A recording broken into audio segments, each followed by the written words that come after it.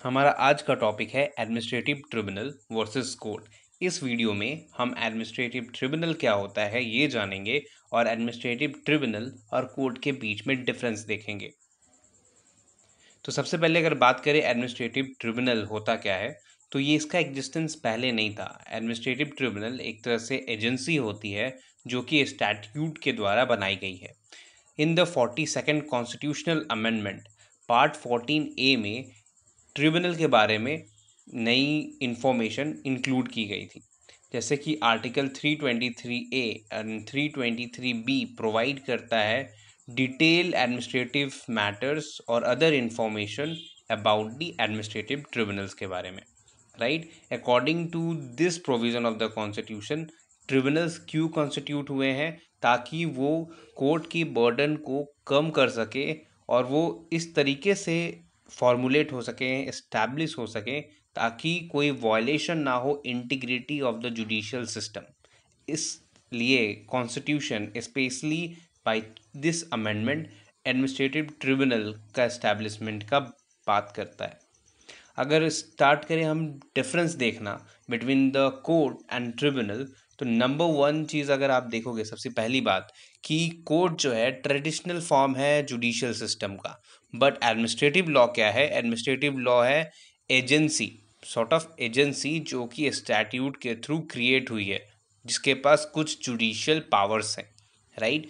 दूसरा डिफरेंस देखते हैं, तो a court of law is vested with a general jurisdiction over all the matters। all the matters बोलने का क्या मतलब है कि सिविल कोर्ट एटलीस्ट सारे सिविल मैटर्स देखते हैं, और अगर वो क्रिमिनल कोर्ट्स है तो क्रिमिनल कोर्ट सारे क्रिमिनल मैटर्स देखते हैं। पर एडमिनिस्ट्रेटिव ट्रिब्यूनल में ऐसा नहीं है, वहाँ पे लिमिटेड जुरिस्डिक्शन दिया गया है एजेंसीज को, ट्रिब्यूनल्स को, जैसे कि पर्टिकुलर मैटर में ही डील करना है उनको, राइट। अगर ग्रीन ट्रिब्यूनल है तो एनवायरनमेंट से रिलेटेड मैटर डील करेंगे, कंपनी ट्रिब्यूनल है तो कंपनी से रिलेटेड मैटर डील करेंगे, राइट। तो लिमिटेड जुरिस्डिक्शन है उधर। थर्ड डिफरेंस देखें तो कोर्ट जो है स्ट्रिक्टली बाउंड होती है on the rule of evidence और सिविल प्रोसीजर कोड पे। हम सिविल की बात ही क्यों कर रहे हैं? क्योंकि कोर्ट जो है और ट्रिब्यूनल्स जो है बेसिकली सिविल मैटर्स देखता है, इसलिए हम यहाँ पे सिविल के सेंस में बस सीपीसी का जिक्र कर रहे हैं, राइट। आप सीआरपीसी भी डिफरेंस हो सकती है।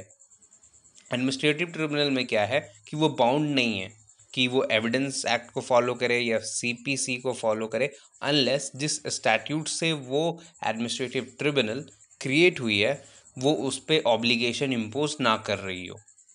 नेक्स्ट फोर्थ डिफरेंस अगर हम देखते हैं तो सिंपल सी बात है कि हमारे पास एक्सपर्ट लॉ ऑफिसर होते हैं, जजेस जो होते हैं वो एक्सपर्ट होते हैं ऑन दैट पर्टिकुलर क्या बोले मैटर्स पे, या फिर लॉ को इंटरप्रेट करने में एक्सपर्ट होते हैं।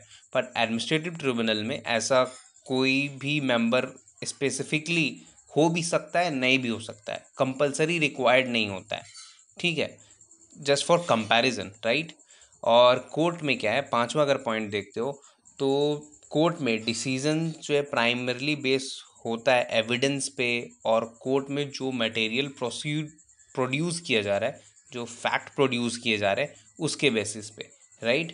पर एडमिनिस्ट्रेटिव ट्रिब्यूनल में ऐसा नहीं है। कोर्ट जो ट्रिब्यूनल्स है वो मैटर्स को देखते हुए समटाइम्स एविडेंस देखती हैं, वो भी देखती हैं, पर कुछ और भी अदर पॉलिसी या एक्सपेंडेंसी मैटर को देखते हुए थोड़ा वो लिबरल हो जाती हैं ट्रिब्यूनल्स, राइट।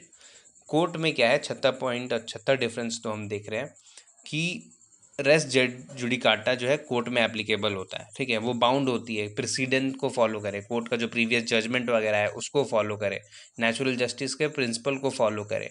पर अगर वही हम एडमिनिस्ट्रेटिव ट्रिब्यूनल की बात करें तो वो ऑब्लिगेटरी नहीं होता उस पर, राइट, कि वो प्रेसिडेंट्स को फॉलो करे, पुराना ट्रिब्यूनल में क्या जजमेंट आया था उसको फॉलो करे। रेस जुडिकेटा का प्रिंसिपल ट्रिब्यूनल्स में नहीं लगता maximum of the time, right. पर नेचुरल जस्टिस का प्रिंसिपल जो है ट्रिब्यूनल्स को भी फॉलो करना होता है। अगर नेक्स्ट टू डिफरेंस अगर हम देखें तो कोर्ट के पास ये डिसाइडिंग अथॉरिटी होती है, ये वैलिडिटी होती है, ये पावर होता है कि वो लेजिस्लेशन का वैलिडिटी चेक कर सके, राइट। पर एडमिनिस्ट्रेटिव ट्रिब्यूनल को अगर देखोगे आप तो वो डिसाइड नहीं कर सकती कि लेजिस्लेशन वैलिड है या नहीं है, क्योंकि वो तो खुद कुछ पावर इनहेरिट की है कोर्ट का, राइट। एक एजेंसी है ट्रिब्यूनल। और लास्ट पॉइंट, अगर लास्ट डिफरेंस देखें हम, तो कोर्ट जो है वो फॉलो नहीं करती, वो नहीं करती, इन्वेस्टिगेशन नहीं करती, इंक्वायरी कर लेती है, कुछ कुछ केसेस में है ऐसा बात, राइट। पर वो नहीं जाएगी कि हम जाके इन्वेस्टिगेशन करें या फिर एविडेंसेस कलेक्ट करें। पर ट्रिब्यूनल में इन्वेस्टिगेशन और उसका क्वाज़ी जुडिशियल फंक्शंस ये सब होता है ट्रिब्यूनल में, राइट। तो आज के इस वीडियो में हमने सीखा ट्रिब्यूनल का छोटा सा पार्ट और मेजर डिफरेंस देखा हमने ट्रिब्यूनल और कोर्ट में क्या डिफरेंस है। तो मिलते हैं आपसे नेक्स्ट वीडियो में, तब तक लाइक करिए और सब्सक्राइब करिए चैनल को। Till then, piece.